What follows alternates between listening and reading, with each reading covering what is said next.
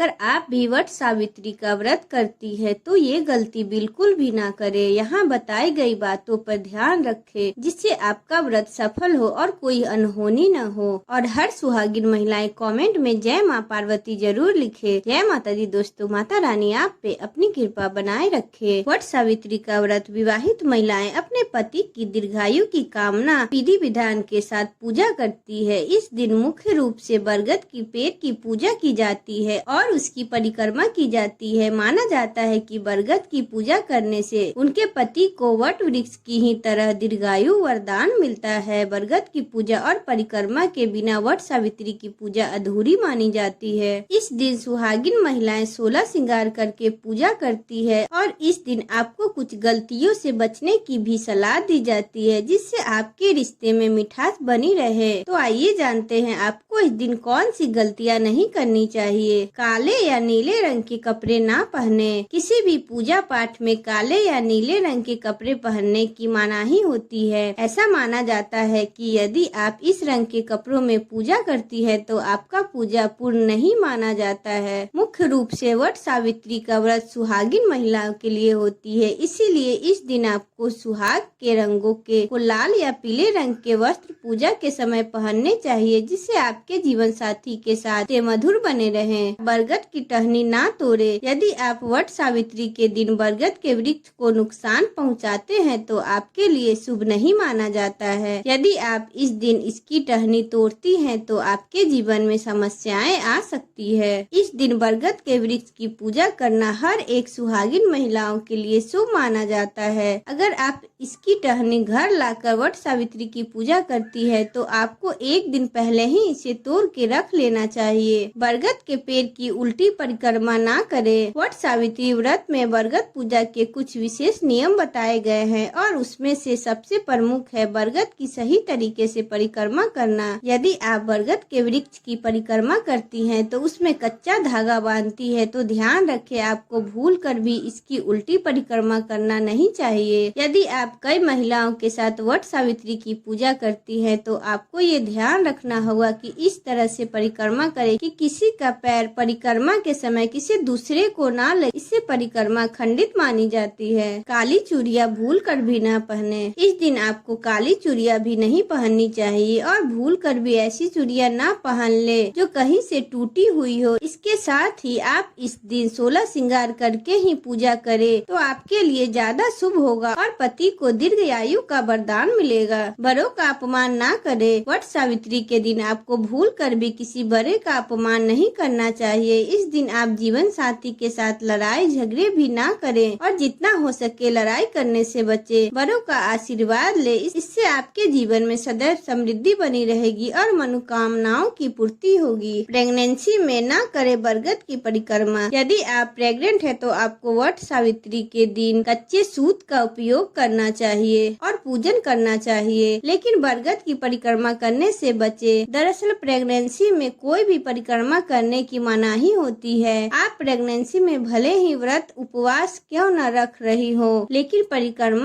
परिक्रमा करने से जरूर बचें। व्रत कथा अधूरी ना छोड़े। यदि आप वट सावित्री का व्रत करती है तो इस दिन बरगद की पूजा करती है तो ध्यान रखें कि आपको भूल कर भी इसकी कथा बीच में नहीं छोड़नी चाहिए। वट सावित्री की कथा अधूरी छोड़ने से आपको इसकी पूर्ण फल की प्राप्ति नहीं होगी और भावी जीवन में समस्याएं आ सकती है। अगर आपको मेरा वीडियो अच्छा लगा तो चैनल को लाइक एंड सब्सक्राइब करें एंड बेल आइकन को प्रेस करें।